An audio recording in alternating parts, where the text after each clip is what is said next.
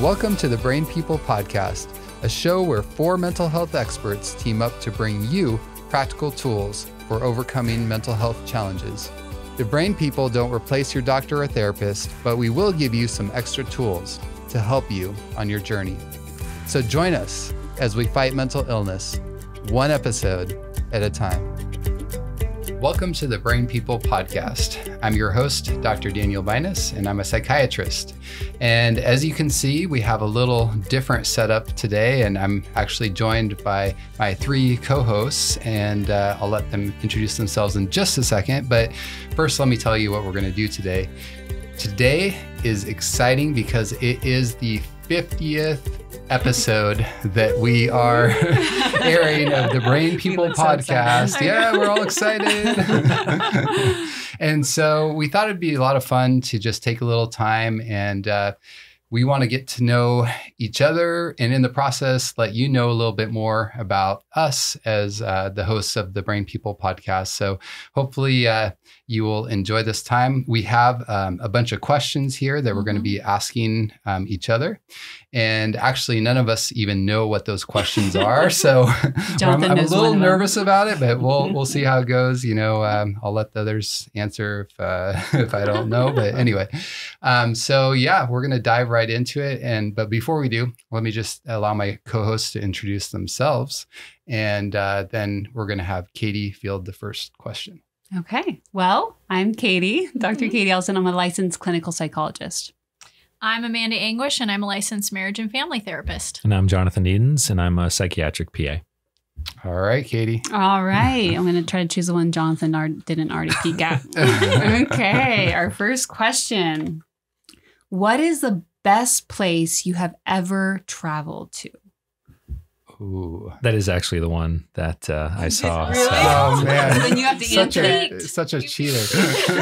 Ooh, the best place. I'd have to say it's probably my honeymoon. So my wife and I, we went to Cancun, and not specifically Cancun. We went about an hour south to an area called Quintana Roo, and it was the most amazing trip. Did you go to Tulum? Yes, we did go to Tulum. Yeah. That is awesome. Amanda?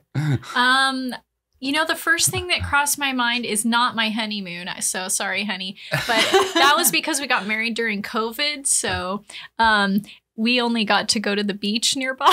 So we like to think of every trip as our honeymoon after that. Yeah. But my favorite place is probably Rwanda. And it wasn't so much the sights as it was the people. Just they love life, and they have so little, and they're all happy, and everybody at the church that we went to was in a choir or 5 choirs each. They just all loved to sing, and they just had a really cool perspective on life and stuff. So yeah, that was my favorite, but it wasn't my favorite getting there. It took 36 hours to get there. So I was happy with the 24-hour trip back. Yeah, it's a hard one because there's so many amazing places in the world. But, you know, for me, I'd probably have to go with Argentina. So, you know, hopefully, Melissa, you're listening to this, right? That's my wife. And so I actually got to go. Her family's from Argentina. And I got to go with her shortly after we got married. And it was just an awesome experience because her having family and whatnot in Argentina is so nice to be really part of the culture. But then also Argentina has one of my most favorite things, which are mountains. So yeah, they have some really big mountains. And so we got to go to southern Argentina, Patagonia area, do some hiking, see some glaciers. And so it was really, really amazing just being in the natural beauty. And then, of course, being with my newlywed bride. So to continue the theme, I will say soon to be my honeymoon. But I would say actually, and I realized this answering this question one time before, is actually home. Like my favorite place to travel to is my house. Wow. Like just, especially being a therapist, going home at the end of the day, there's nothing, even after vacations, you realize you come back. And so I would say home. That's such a good answer. Most exotic place of all. All right, Amanda, your turn. Okay, I'm going to go with the one that's partially opened already. What are you most grateful for? What? That's hard. There's like 1,000 things I'm grateful for. You know, one of the first things that comes to my mind is I'm grateful for mental health. I wasn't always so mentally healthy. I know that's up for debate with some people. If you are now. But I experienced a lot of anxiety when I was younger, and then depression came with it. And I think just all of the tools that I get to teach people that I've actually utilized myself is what makes me extremely grateful for, especially when I'm helping people to see like, wow, that's where I was, or I'm watching them and they can be here too and stuff. So yeah, that's one of my greatest things. But I have to say that I'm grateful to know God too, because I do believe that God was the reason why I got healthy. All the tools don't matter if you don't have that. And that's what gave me the most hope. That's awesome. Jonathan. So the obvious like faith, family, and this job are definitely should be We said. don't assume you're not grateful for those if you don't answer that. But I And wanted in this podcast. I wanted to say something that's maybe not so stereotypical, I guess. But my cat Miko is actually something I'm incredibly grateful for. He's so cute and adorable that he's probably the greatest antidepressant that's ever existed. Wow. You know, if you're ever feeling down, you just look at his face and it brings a smile to your face. And That's awesome. he's, you know, both of our cats have been really great company, you know, for my wife and for myself. You know, that has, you know, as silly as it may seem, being an animal, we found great joy in being able to, you know, have them as our pets for the last few years. So. All right, ladies first. Great. Yeah, I think for the ability to learn, I just realized that learning and having that desire to learn just allows for you to appreciate everything else. So when you learn from family, when you learn from your job, from your patients, I think, yeah, I'm just grateful for learning. Well, that's awesome. Yeah. So speaking of learning, you know, I think when I think about gratitude and learning, relationships are really what comes to mind. You know, relationships are just what bring color to life. Like without connection with other people, and like you said, with God, of course, what would life be?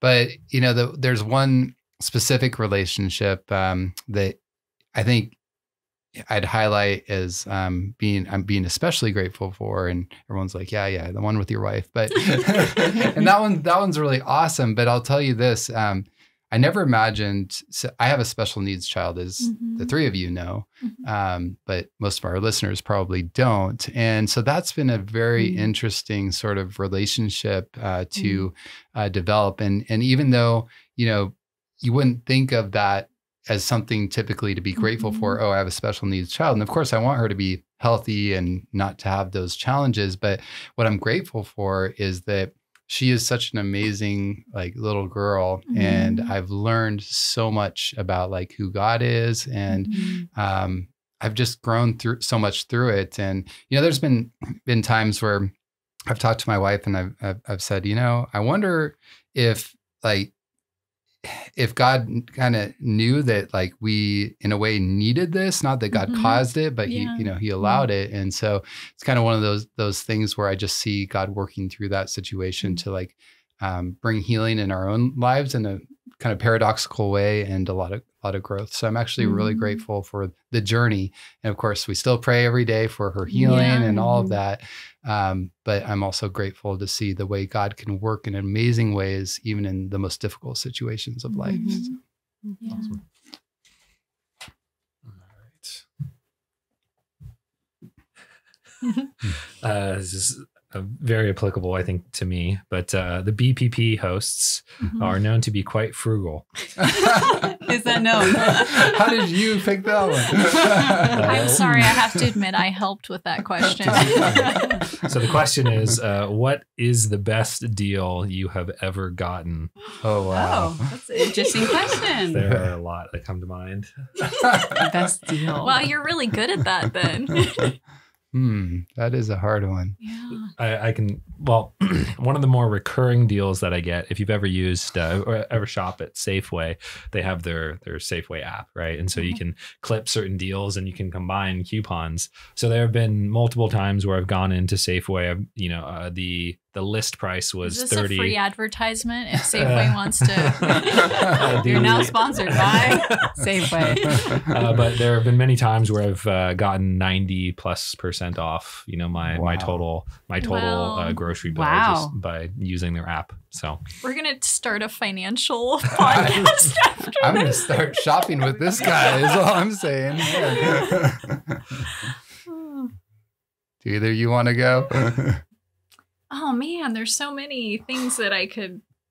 I wonder who the most frugal of the well, obviously these two, because they're already thinking like, oh yeah, I could name 20 things. And I'm like, okay, what? Oh man, I wish I had thought about this more beforehand, because I actually helped put this question out there. Well, one is, ironically, it also has to do with an app, and it's a restaurant not too far from here that some of you have probably been to. I don't know if I should say the name. We could maybe get a whole bunch of sponsors out of this episode. But it's a vegetarian vegan fast food restaurant, if you know what I'm talking about. And we have gotten almost all of our food paid for most of the time. Wow. So I just have to say, you got to get the app and stuff. And I'm like, I keep telling my husband, I'm like, are they making any money? Because how are we getting so much free food out of this? But that kind of happened, in a fortuitous way. We didn't know that was happening and stuff, so we weren't looking into it. But found some stuff off of Facebook Marketplace, remodeling tile pretty inexpensively, and our car was an old lady's car that she wasn't using, and the family had to sell it. So that was a pretty good deal. Your whole life is one of frugality. I love it. I like thinking strategically about things. So this is just one thing I get to do that with. So Katie, you get to share one. So I get to shop with him and eat out with you. There you go. Exactly. So when I think back on like the biggest deals, it's mostly related to like God's blessings. Yeah, it's like not even me true. trying. So I think about like my car situation, which is going to sound odd. It was a blessing that this woman died, but it was like a grandma, then low mileage, all these little things. But the way it happened was like a God thing. Yeah. So I would say just in general, my biggest deals have been not even I'm frugal, but I don't do that much work. As apparently the two of you do. Frugal by grace. Yeah, there you go. No, I think you're absolutely right, because I think about all the things I'm like, God had to do that, because I wasn't planning on it. I do plan some things, but some of them are just like, that's God. It's a miracle app right there. So called the God app.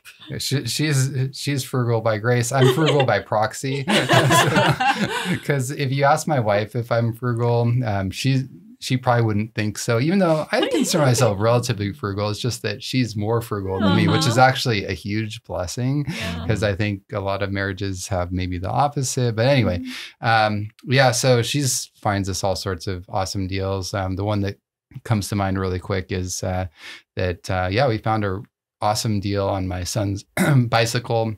It was like a high-end REI sort of bike, but we got it for super cheap because she was willing to take the time to look at Craigslist, and there we found it. So. Nice. Time is always a big thing about being frugal. Yeah, being right? patient. It's true. Yeah. And I don't have enough patience. So I'm going to go. All right. So what is your favorite go-to self-care practice?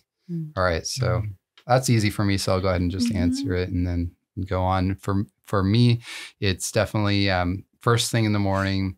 I have to have my time alone, like reading. First, I read usually half a chapter in the Bible, and then and have a little prayer time. But after that, I continue my prayer time on my jog, and so that is a huge thing for me. Basically, kind of having that, I might say, power hour where I'm just feeling free. I'm running, I'm exercising, but I'm also talking to God while I'm doing it. Oftentimes I'll be listening to something devotional or something like that on my phone while I'm jogging. So that really helps to rejuvenate me and set the tone for the day. All right, who's next?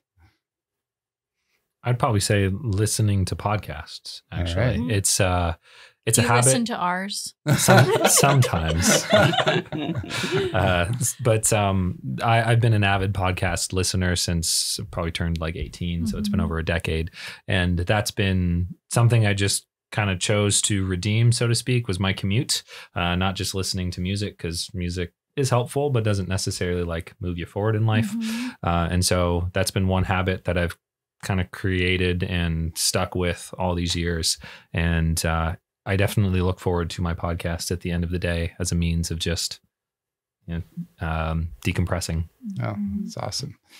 You're getting me actually interested in maybe trying it one of these days. I'll answer next. So my favorite thing is quiet time, and that is quiet time with God, but also quiet time using my hands. I use my head all day. So anytime I have quiet time to do something with my hands, it could be cooking, which I haven't done as much lately. Thank you, honey. But more so, I think just like creating something, and I'm not terribly artistic in terms of like painting a picture or something like that, but even just painting a wall makes me feel like I've done something purposeful and meaningful. And it's very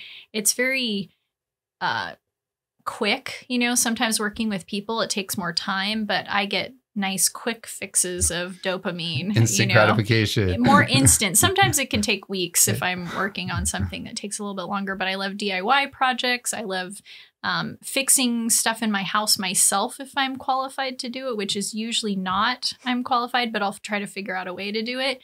So yeah, that's how I take care of myself, is I use my hands. Yeah, you made some of the footstools for the IOP group, which I was really impressed with. And that's about the quality of my work. 3 pieces of wood and a couple nails.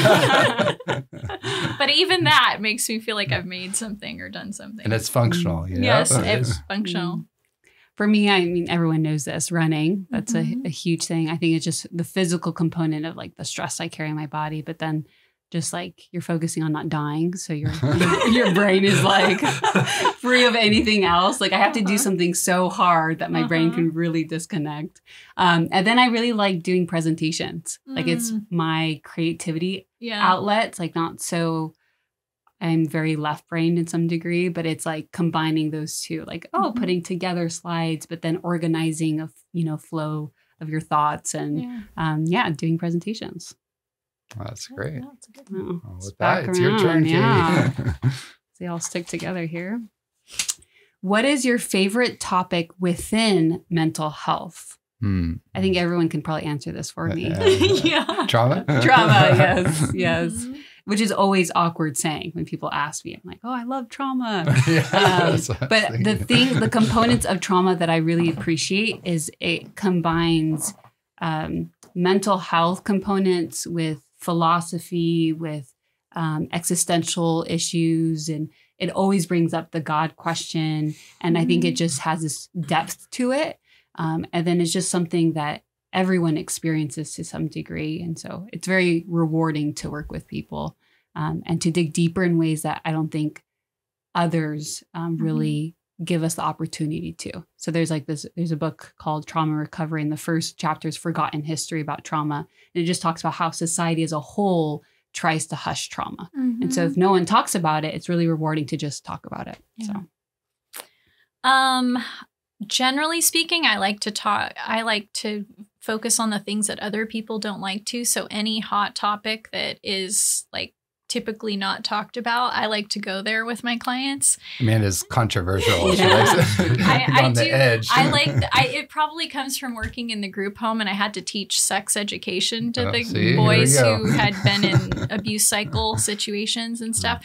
But probably my favorite topic, like within that, is just boundaries. I think it's such a part of us that we have to have boundaries, but most people have the wrong ideas and thoughts about boundaries. And so I love just taking some of those and like removing the myths or exposing the myths and teaching them the truth about it and how it's the only way our society works. When you get married, there's boundaries. Those are your vows. Those are boundaries. When you get out on the street, the only reason we feel safe driving is because of the boundaries that are there. And so if we recognize how much boundaries is a part of our life and that it's okay to have them and healthy ones, and it's healthy for both me, but it's healthy for the other person to have them too.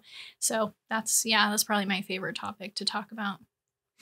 Yeah, the thing that I'm always very eager to discuss, but then always, a little bit sometimes annoyed with myself because I can't shut up about it, especially if somebody poses the question at the end of an appointment. I have that momentary where I'm like, do I go there? I really want to talk about this, but impulse control. Yeah, so if you guys can probably all guess, it's supplements, Yes. And so I very much do like talking about all things supplements. It really just makes me excited to use natural means to help people with their mental health. And there's the part of my brain that just loves to tinker with things, and supplements give me so much sort of possible creative outlet to just combine different ingredients to get the best results that we're looking for. Yeah. You're not going to have a plug here? Yes, we do sell a supplement. Beautifulmindslabs.com. It's called Mindful Relaxation. And we're about to launch our second one, right? We are, Pretty yes. soon. Yeah. Can you tell me about melatonin? No, I'm just kidding. We're going to be here for 2 hours. Don't do it. You didn't hear that.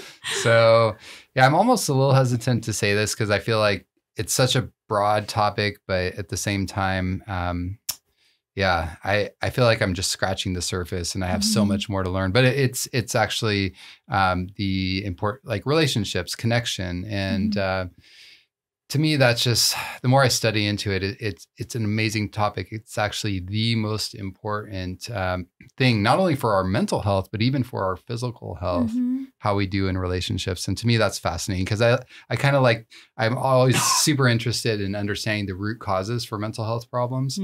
And connection, relationship issues are like the root of the root. And it's like, yeah, so I get excited about that. Yeah. Cool. My turn? Yeah, I think it is your turn. Okay. What is something unique about you? Ooh. Is this kind of like that question we were talking about before we started? Like what's something people don't really know about you? However you want to spin it. Since it's the first thing on my mind that I'm thinking and I don't want to waste time.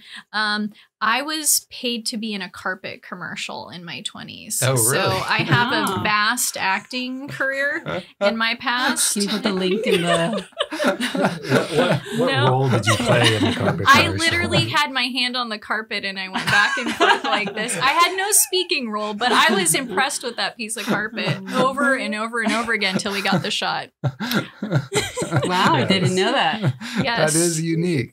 Yes, that's the first thing I could think of. Well, that is an amazing thing.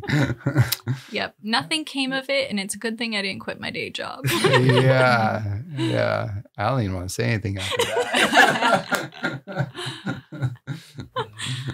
Unique. Yeah. I guess I'll say something boring in contrast. I speak German. That's not boring.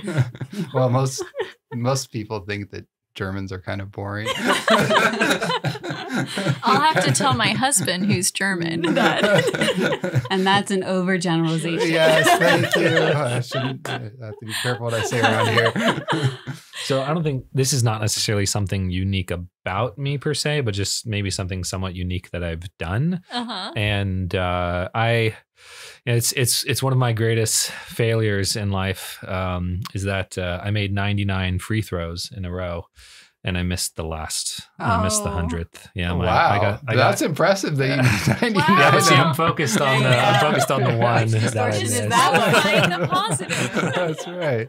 So I still remember to this day. This was, I think I was 16 or 17 at the time, and I have that image just plastered in my mind. About I could feel I got kind of nervous, and my knees sort of went limp, and my arm just got weak, and then it hit the front of the rim. And missed. Were you about So to win fun. a prize or something if you did 100 in a row? No, it was part of the varsity basketball sort of Oh, expectation was that okay. we shoot 10,000 free throws over a summer. Okay. And so me and my dad would go out and we'd shoot, or I'd make 100 every single day. And just one day I was on a roll and they just kept sinking. So we decided to see how far I could go. And I made 99. It's almost Wow. there. I You would wanna be try impressed again? with one for me. Yeah. Good question. For me, I'll say, you all know this, but the listeners don't, my name. So Mhm. my name, Katie, is the initials of my family. So it's pretty unique. Yeah. It's not Kadi, it's Katie. I think it's my All turn. right. Your turn, Jonathan. Jonathan. When you're not at the office, you can be found. I'd say at the gym. That's probably the second most common place that I go, especially these days. Yeah, I was gonna guess like maybe in the labs mixing supplements. But- That's okay, the kitchen gym. table. So. I mean, look at this guy's arms. Come on. Is that mixing or is that the gym? It's, Yeah, it's it the might be mixing. both. It's the It's mixing. mixing. Those supplements get heavy. 50-pound bags. Magnesium, man. Yeah. Okay. So, what was the question one more time? When you're not at the office, At you the can be found. office. Okay. Well, at home, I'm doing what though? Chasing after my 3 kids, which is fun and it keeps me energized. Yeah. For me right now, it's wedding planning. Yeah. So wherever that is, at the church or somewhere else. But typically, now I'm like thinking, what am I going to do with my time afterwards? Running, home, some sort of ministry, doing something for others, and then on FaceTime with my family.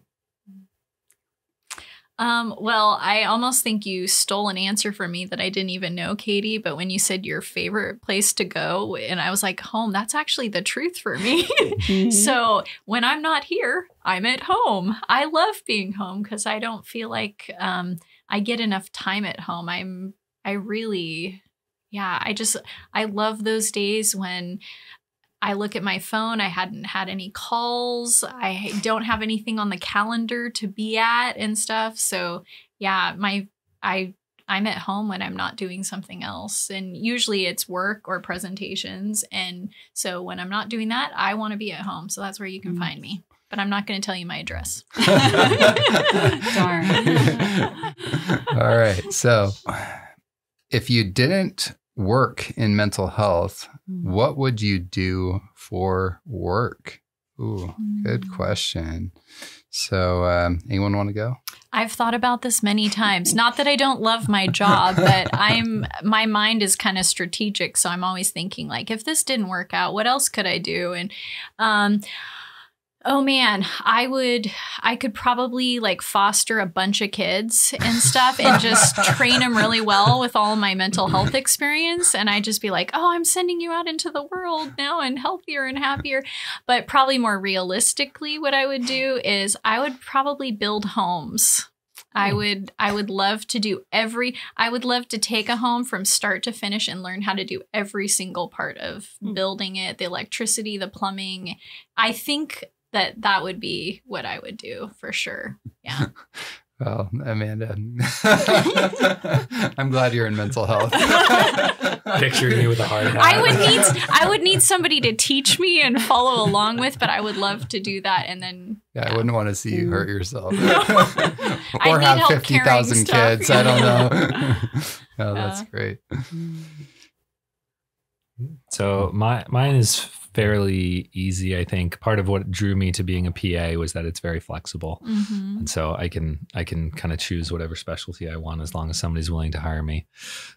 Don't be threatened, Dr. Price. But when I was first sort of looking, it was either mental health or like urgent care ER. So if mental health didn't really pan out, then it'd probably be in that direction.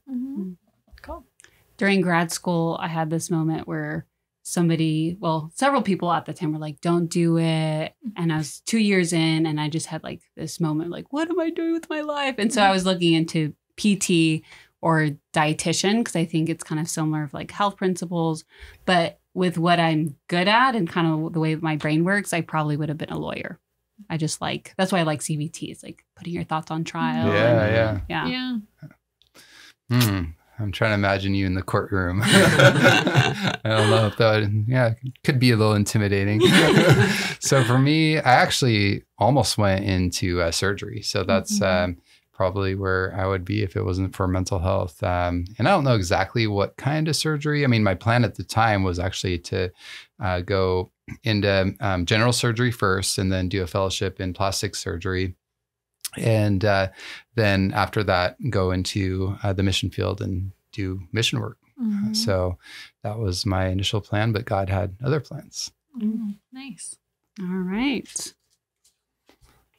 What is your favorite part about your job? Kind of different questions here. Favorite part?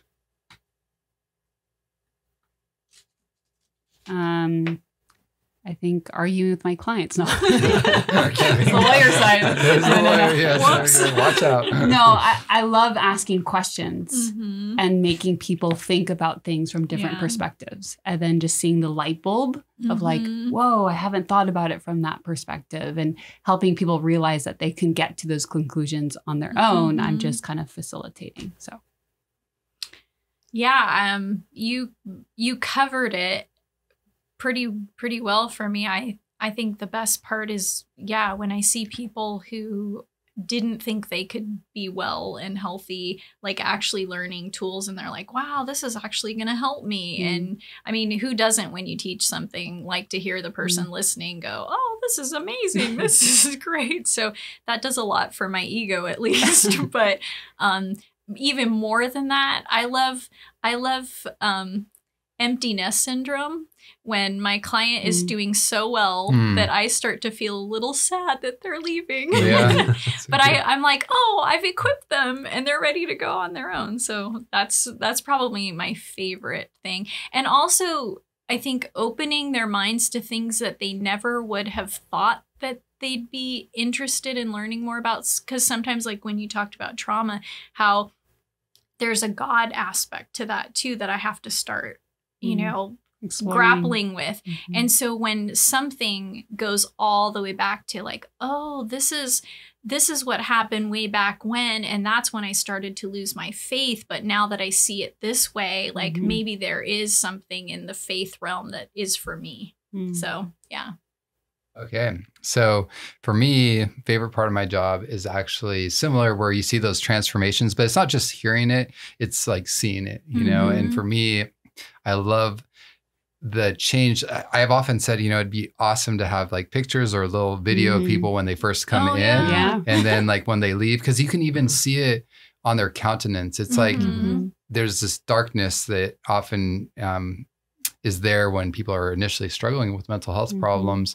But then as they go through that process of change and healing, there's literally like light that starts radiating from people's faces. And it is the most beautiful, joyful thing to see someone really being set free. It's very interesting. I literally had a conversation today with a patient that she's gone through this miraculous transformation, both spiritually and psychologically and physically.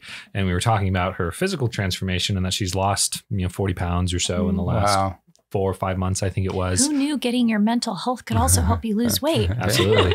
And so she was saying that she was feeling a little down last week. And so at the gym, they had taken a before and after picture of her weight loss journey and showed that to her. And I was like, man, I wish there were some good ways we could do that in mental health to showcase people before and after, so that when they do have these little bouts of, feeling kind of stuck, feeling like they're not making the progress that they were, that we can look back. And so, we do have screenings and things of that nature, brain scans. But visualizations are generally a better, a more compelling thing. But so all of what you guys said, I agree with, and would say that is my primary thing that I like about this job. But I have to be a little cheeky. And so my I will say second favorite thing is the free food. That is true. That does help. And I was just thinking about that whole picture thing. Maybe we can come up with like an aura meter, right? So, we're going to take a picture of your aura now. Like, what is this place? Okay, just kidding. And I think that often is like, our role is being the mirror. Yeah. So like I'll tell people like, hey, you know, this just happened to you. And if this happened to you like 3 months ago, like, or something similar, do you remember when that happened and you responded completely different? So I often see our job as being the mirror for people. Yeah. Or I noticed you're wearing a different color today and it's not black. Exactly. And they're like, yeah, you noticed. That's awesome. So, okay. All right. Last question. What is something on your bucket list? Ooh. Good last question. That's a good one. Bucket list. Oh, yeah. To create a bucket list. I have a simple one. It's going to New Zealand. I'd love to go there. As I said earlier, I love mountains, and you have the ocean there too. And I've just heard amazing things about that place. So. Does Aaron know? Aaron, that's his first place he wants to go. Really? Yeah. All right. So Let's go plan together. a trip to New Zealand. For me, it's been Greece, and we'll be going in 3 weeks. So All right. I'm excited. Oh, I hate to sound redundant, but I really want to build a house from start to finish. I don't know. I just think there's something really cool about like hands-on doing that sort of thing, and like being able to say, I helped build that, or I made that, or something. So that's something on my bucket list, but I don't really have a bucket list because, I usually take them one thing at a time. I don't, unless you just count my lists of things to do, then I'm going to the grocery store and getting gas after this. So, but yeah. So I'd probably have to say, at least something that's relatively top of mind is creating a successful and self-sustaining business. So, yeah, that would be something we're working on. Yeah. Well, I think we were supposed to do one more question that wasn't in here, right? And that was, does anyone remember? Sydney asked us to say, what is your favorite thing about the Brain People podcast? Is that right, Sydney? Yeah. Behind the cameras there? All right.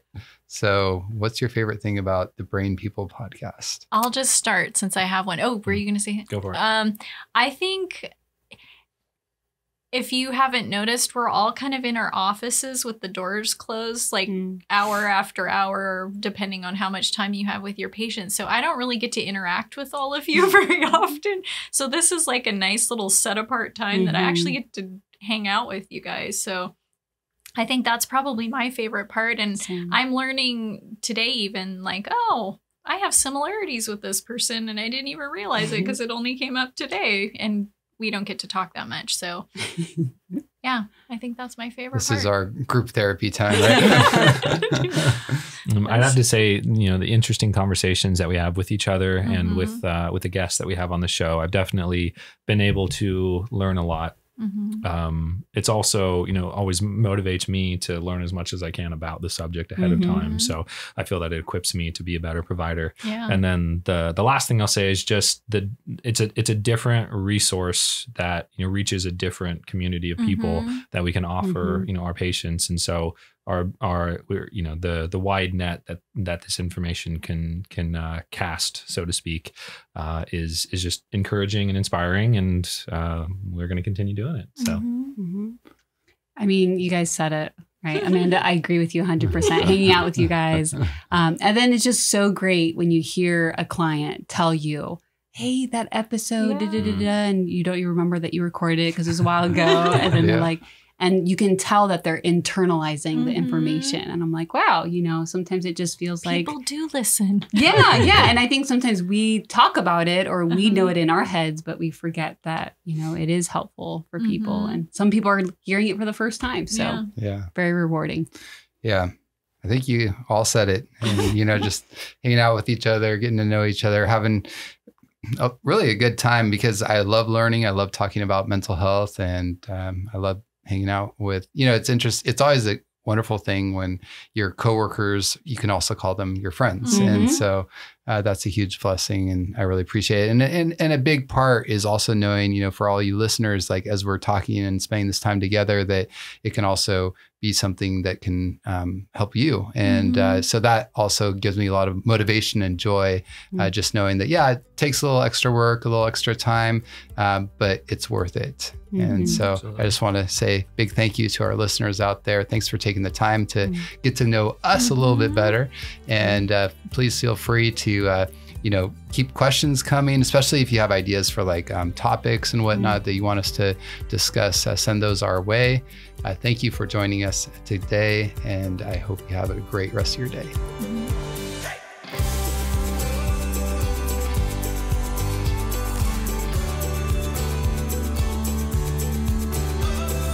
Thanks for listening. To hear more episodes, find us on social media, or support us financially, visit thebrainpeoplepodcast.com.